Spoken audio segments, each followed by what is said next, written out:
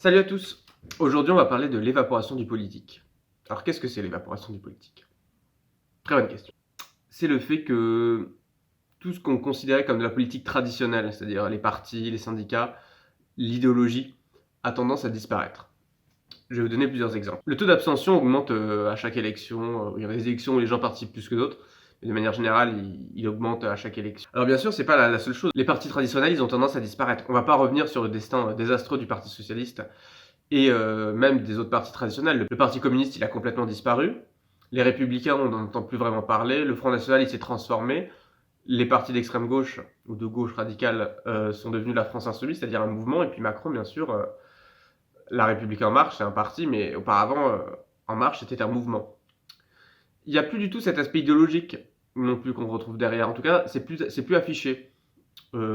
Mélenchon ne se revendique pas comme communiste, ou bien Macron ne se dit pas libéral, ou il n'utilise pas d'autres qualificatifs qu'on pourrait utiliser pour le décrire. Pareil pour les syndicats. Les syndicats ont perdu énormément d'influence, que ce soit dans la sphère publique ou même dans les entreprises, là où j'habite. Lundi, il y a eu une manifestation contre le retour à l'anormal. Et les syndicats ont signé l'appel à manifester, mais ils étaient 3, je crois, avec 3 syndicats, en tout il doit être 5. C'est un peu léger.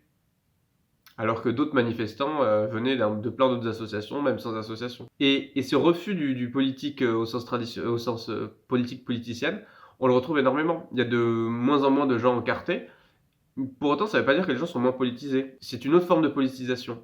Alors par quoi elle passe cette forme de politisation? Et la plupart du temps, c'est par des actions assez simples, des engagements associatifs, des discussions, des hobbies.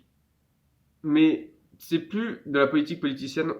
C'est plus de la politique politicienne au sens traditionnel. Et alors à qui ça profite tout ça? Pour l'instant, bien sûr, ça profite au pouvoir en place, puisque personne ne peut le concurrencer sur son propre terrain, et les gens s'en désintéressent. Donc tant qu'il sera considéré comme légitime sur ce terrain-là, personne n'aura de raison de douter de sa légitimité. Après, la politique, elle commence à se faire ailleurs, de plus en plus, et encore plus maintenant avec la crise du corona. On sait bien que c'est pas les partis qui vont nous sauver. Il y a quelqu'un qui a dit un jour, on devient un homme quand on n'attend plus une politique publique pour être heureux. Ça peut aussi s'appliquer sur les partis. C'est pas les partis qui vous rendront heureux, c'est pas la politique politicienne qui vous rendra heureux. En tout cas, pas aujourd'hui, pas dans ce contexte-là. Alors que faire? Changez-vous, changez autour de vous, parlez, discutez, et puis agissez quand vous sentez que l'heure est venue. L'évaporation du politique, ce n'est qu'un changement d'état, c'est comme l'eau.